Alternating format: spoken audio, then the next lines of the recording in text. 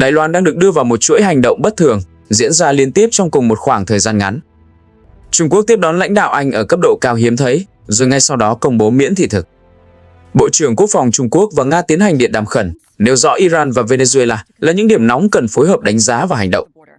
Một nội dung quân sự nhạy cảm xuất hiện trên kênh chính thức của quân đội Trung Quốc, rồi bị gỡ bỏ chỉ sau vài giờ. Cùng lúc, từ Moscow xuất hiện đánh giá rằng Bắc Kinh đã xác định mốc thời gian hành động với Đài Loan trong vòng 3 tháng. Không có tuyên bố chiến tranh, không có cảnh báo công khai, nhưng các sự kiện riêng lẻ đang ghép lại thành một chuỗi logic rõ ràng. Và chuỗi đó đang dẫn thẳng tới Đài Loan. Nếu đây chỉ là trùng hợp, thì lịch sử chưa từng chứng kiến một chuỗi trùng hợp nào nguy hiểm đến như vậy. Những ngày gần đây, Trung Nam Hải không còn giữ được vẻ yên ả quen thuộc. Bề ngoài vẫn là các cuộc họp thường kỳ, các phát ngôn chừng mực, các thông cáo quen tai. Nhưng bên trong, nhịp vận hành đã khác. Một chuỗi động thái tưởng như rời rạc đang được xếp lại theo một trật tự không thể coi là ngẫu nhiên. Ngày 26, trong cuộc họp báo của Bộ Ngoại giao Trung Quốc, một phóng viên quốc tế đặt câu hỏi về khả năng Thủ tướng Anh sẽ đến Bắc Kinh trong tuần đó. Câu trả lời được đưa ra không phải là phủ nhận, cũng không phải xác nhận. Chỉ một câu ngắn gọn, thông tin sẽ được công bố vào thời điểm thích hợp. Với những ai hiểu cách Bắc Kinh vận hành, câu trả lời này đồng nghĩa với một điều: chuyến thăm đã được chốt, chỉ còn chờ khoảnh khắc công bố. 2 ngày sau, Thủ tướng Anh xuất hiện tại Bắc Kinh. Không có chiến dịch truyền thông kéo dài, không có thời gian để dư luận chuẩn bị. Chuyến thăm diễn ra nhanh gọn và được tiếp đón với mức độ vượt quá thông lệ của một cuộc làm việc song phương thông thường. Đây không phải một chuyến đi được quyết định vội vàng, mà là một điểm đã được đặt sẵn trên bàn cờ, chỉ chờ đúng thời điểm để lật lên. Ngay sau chuyến thăm đó, Trung Quốc công bố miễn thị thực cho công dân Anh, một quyết định chưa từng có trong quan hệ song phương. Không thử nghiệm, không thảo luận công khai, không kéo dài tranh luận. Một chính sách liên quan trực tiếp đến kiểm soát biên giới và an ninh được tung ra như một nhát cắt dứt khoát. Đây không còn là phép xã giao, đây là một thông điệp. Miễn thị thực không phải món quà ngoại giao thông thường, đó là công cụ chiến lược. Khi công cụ này được sử dụng nhanh và gọn như vậy, điều đó chỉ có một cách hiểu: có một việc cần phải hoàn tất ngay trước khi bước sang giai đoạn khác, và việc đó không thể chờ quy trình thông thường. Cùng thời điểm ấy, ngôn ngữ ngoại giao bắt đầu đổi giọng. Trong các phát biểu công khai, phía Anh không dùng những cụm từ quen thuộc như căng thẳng hay nghiêm trọng. Thay vào đó là một từ mang hàm ý sâu hơn, mong manh, không nói đến xung đột cụ thể, không chỉ đích danh đối thủ, chỉ nói rằng thế giới đang ở trạng thái dễ tổn thương. Đây không phải lựa chọn ngẫu nhiên về câu chữ trong ngoại giao quốc tế. Khi người ta nói thế giới mong manh, điều đó có nghĩa là nền tảng của trật tự hiện tại đang bị đặt vào trạng thái rủi ro. Và khi nền tảng bị đe dọa, những nước cờ tiếp theo sẽ không còn nằm trong khuôn khổ thông thường. Phản ứng từ phía Bắc Kinh không đi theo hướng trấn an. Chủ tịch Trung Quốc không đưa ra cam kết hòa bình, không nhấn mạnh ổn định. Thay vào đó là một câu nói mang cấu trúc điều kiện: nếu luật chơi chung bị phá vỡ, lợi ích của các quốc gia cuối cùng sẽ bị tổn hại. Một câu nói ngắn nhưng đủ để xác lập ranh giới. Đây không phải lời nhắn gửi dành cho London, đây là thông điệp gửi thẳng tới Washington.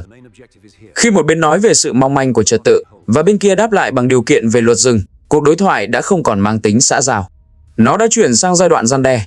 Không cần tuyên bố cứng rắn, chỉ cần đặt điều kiện, bởi vì các kịch bản đã tồn tại sẵn phía sau câu chữ.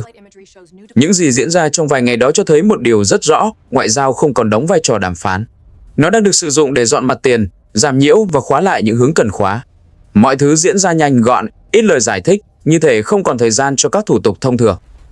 Khi ngoại giao bị rút gọn đến mức này, lịch sử cho thấy đó không phải dấu hiệu của hòa hoãn. Đó là dấu hiệu của việc chuẩn bị cho một giai đoạn mà ngoại giao không còn giữ vai trò trung tâm. Và khi lớp vỏ ngoại giao đã hoàn thành nhiệm vụ của nó, những gì xuất hiện tiếp theo sẽ không còn được nói ra bằng họp báo hay thông cáo. Nếu những gì diễn ra ở tầng ngoại giao cho thấy mặt tiền đã được dọn xong, thì những gì xuất hiện ngay sau đó cho thấy phần việc quan trọng hơn đã bắt đầu. Và ở giai đoạn này, ngoại giao không còn là nơi đưa ra thông điệp chính, quốc phòng mới là nơi nói thật. Ngày 27, Bộ trưởng Quốc phòng Trung Quốc tiến hành cuộc điện đàm trực tiếp với Bộ trưởng Quốc phòng Nga. Về hình thức, đây không phải điều hiếm, hai nước duy trì liên lạc quân sự thường xuyên. Nhưng lần này, cách hai bên nói về cuộc điện đàm lại khác.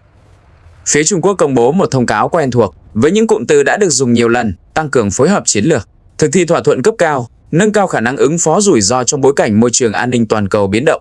Nếu chỉ đọc phần này, không có gì bất thường. Đây là ngôn ngữ tiêu chuẩn, được dùng để che phủ những trao đổi nhạy cảm hơn phía sau. Nhưng phía Nga lại chọn cách nói khác. Trong thông tin do Moscow công bố, hai cái tên được nêu thẳng: Iran và Venezuela, không nói chung chung về Trung Đông, không nói chung chung về Nam Mỹ. Nêu đích danh hai quốc gia ở hai khu vực khác nhau, nhưng cùng nằm trên những đường gãy chiến lược quan trọng nhất của trật tự toàn cầu hiện tại. Đây không phải lựa chọn ngẫu nhiên về mặt ngôn từ.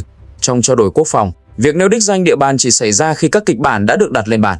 Và khi hai bộ quốc phòng cùng nhắc đến việc cần phân tích chung và hành động tương ứng, đó không còn là trao đổi quan điểm, đó là xò khớp bước đi. Iran và Venezuela không được nhắc đến vì chúng giống nhau, chúng được nhắc đến vì chúng liên thông.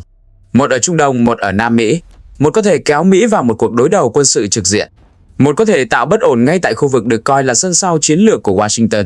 Khi hai điểm này được đặt cạnh nhau trong cùng một cuộc điện đàm Nga-Trung, thông điệp đã rất rõ, bàn cờ không còn là khu vực mà là toàn cầu.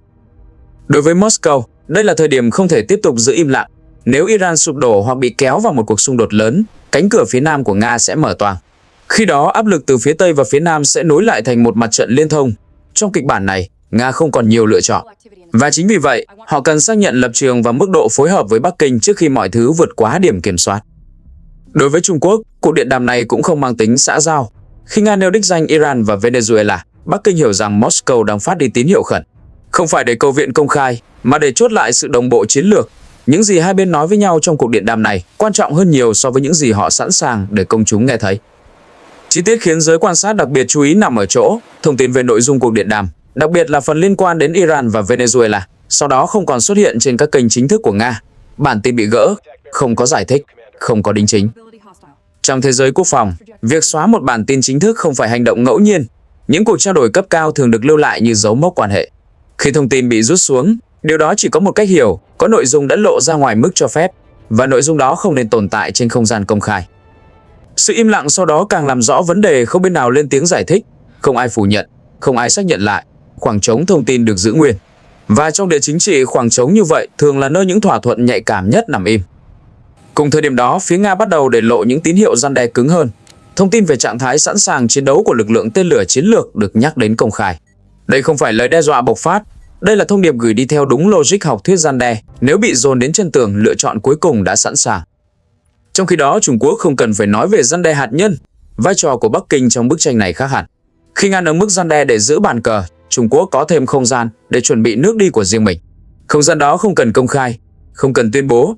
Nó tồn tại trong sự im lặng và trong cách Bắc Kinh để cho Moscow nói thay. Cuộc điện đàm ngày 27 không phải là nơi đưa ra quyết định cuối cùng, nhưng nó là nơi xác nhận rằng hai bên đang nhìn cùng một bản đồ và đang tính đến cùng một chuỗi kịch bản. Iran và Venezuela chỉ là hai điểm được nêu tên công khai, những điểm khác không cần phải nói ra. Từ thời điểm đó, có thể thấy rõ một điều, ngoại giao đã hoàn thành phần việc của nó, quốc phòng đã lên tiếng. Các điểm nóng không còn là giả thuyết, chúng đã trở thành biến số trong cùng một phương trình. Và khi các cường quốc bắt đầu giải cùng một phương trình, câu hỏi không còn là liệu căng thẳng có tăng hay không, mà là căng thẳng sẽ được giải phóng ở đâu. Sau cuộc điện đàm ngày 27, bức tranh bắt đầu lộ ra rõ hơn. Những gì trước đó còn được che bằng ngoại giao và ngôn ngữ tiêu chuẩn, giờ không còn cần phải che kỹ nữa. Các dấu hiệu xuất hiện ở tầng thấp hơn, cụ thể hơn và nguy hiểm hơn. Thông tin đầu tiên khiến giới quan sát phải giật mình không đến từ Bắc Kinh, mà đến từ Moscow. Trong các trao đổi kín, phía Nga tin chắc rằng Trung Quốc sẽ giải quyết vấn đề Đài Loan trong vòng 3 tháng. Không phải suy đoán, không phải khả năng, là tin chắc. Từ ngữ này không xuất hiện ngẫu nhiên trong tư duy chiến lược. Nó chỉ được dùng khi một bên tin rằng đối tác đã đưa ra cam kết đủ mạnh để không còn nhiều đường lùi. 3 tháng không phải là lời tiên tri, đó là khung thời gian hành động, một mốc đủ ngắn để không thể trì hoãn, nhưng đủ dài để hoàn tất chuẩn bị. Và mốc này không đứng một mình, nó được gắn với một điều kiện rõ ràng, nếu Mỹ khai hỏa với Iran, Trung Quốc sẽ lập tức hành động với Đài Loan. Đây không phải lời đe dọa công khai, đây là một giao kèo chiến tranh, một cách liên thông các mặt trận để buộc đối phương phải phân tán lực lượng. Khi Iran và Đài Loan được đặt vào cùng một điều kiện, điều đó cho thấy bàn cờ đã được nhìn ở quy mô toàn cầu, không còn là từng điểm nóng riêng lẻ. Cùng lúc, những dấu hiệu chuẩn bị bắt đầu xuất hiện trên các kênh nguồn mở. Các hệ thống phòng không Hồng Kỳ nâng cấp được cho là đã được chuyển tới Iran qua những tuyến không công khai.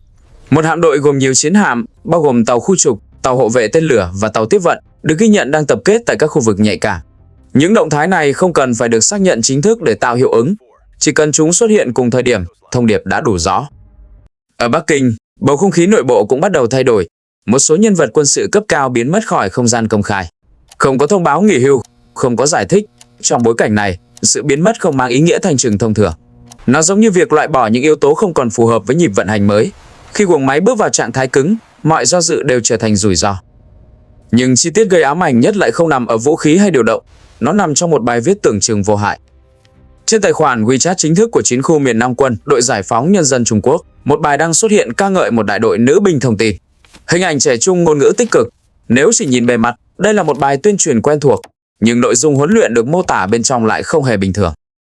Bài viết nhấn mạnh việc các binh sĩ được huấn luyện ghi nhớ toàn bộ mạng lưới chỉ huy, mã lệnh và số liên lạc trong điều kiện không nhìn màn hình, không nhìn bàn phím, không cần suy nghĩ có ý thức.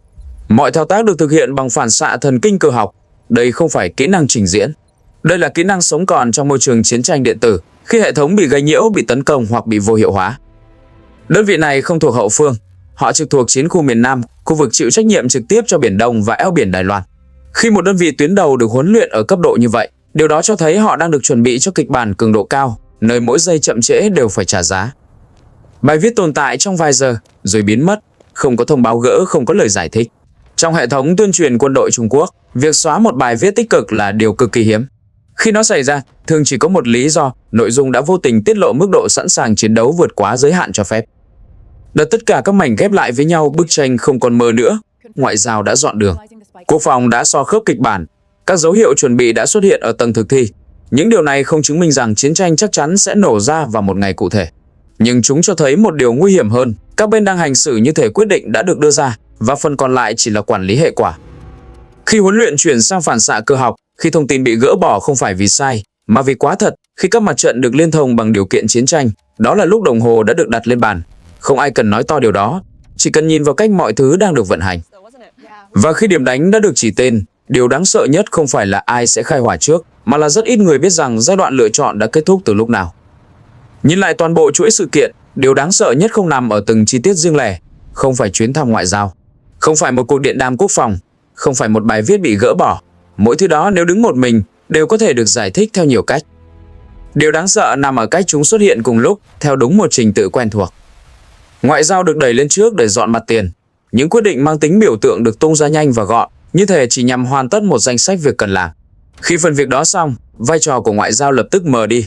Quốc phòng bước lên nói thay. Các điểm nóng không còn được nhắc đến một cách chung chung, mà được chỉ thẳng tên. Và ở tầng thấp hơn, nơi không cần thông cáo báo chí, guồng máy bắt đầu vận hành theo chuẩn ứng chiến. Không ai đứng ra tuyên bố chiến tranh, không ai ký vào một văn bản công khai. Nhưng mọi thứ cho thấy các bên đang hành xử như thể những quyết định lớn nhất đã được đưa ra trong im lặng. Phần còn lại chỉ là sắp xếp thứ tự, quản lý phản ứng và chờ điều kiện kích hoạt. Trong những thời khắc như vậy, lịch sử thường không báo trước. Nó chỉ để lại dấu vết cho những ai biết nhìn lại. Và dấu vết chung của mọi giai đoạn trước biến cố lớn luôn giống nhau, tốc độ tăng lên, lời nói ít đi, và các kênh kín bắt đầu nói nhiều hơn các kênh công khai. Điều khiến thế giới dễ mắc sai lầm nhất không phải là đánh giá sai ý định, mà là tin rằng vẫn còn thời gian để điều chỉnh. Nhưng khi ngoại giao đã hoàn thành vai trò dọn đường, khi quốc phòng đã so khớp kịch bản, và khi các đơn vị tuyến đầu được huấn luyện cho những tình huống không còn đường lùi, thì thời gian thường không còn đứng về phía sự chần chừ. Có thể ngày mai không có tiếng súng, có thể tháng tới vẫn chưa có gì xảy ra. Nhưng những gì đã diễn ra cho thấy một điều rất rõ: giai đoạn lựa chọn đã kết thúc. Các bên không còn bàn xem có làm hay không, mà đang chuẩn bị cho cách làm và thời điểm làm. Và trong những giai đoạn như vậy, người bị bất ngờ nhất thường không phải là những kẻ tham gia ván cờ, mà là những người tin rằng mọi thứ vẫn còn ở thì đang. Nếu bạn muốn tiếp tục theo dõi những dấu hiệu như thế này, những chuỗi sự kiện tưởng rời rạc nhưng lại khớp với nhau một cách đáng sợ, hãy theo dõi kênh Hồ sơ Quân giới. Bởi trong thế giới ngày hôm nay, thứ nguy hiểm nhất không phải là chiến tranh được tuyên bố công khai, mà là những cuộc chiến đã được chuẩn bị xong trước khi số đông kịp nhận ra.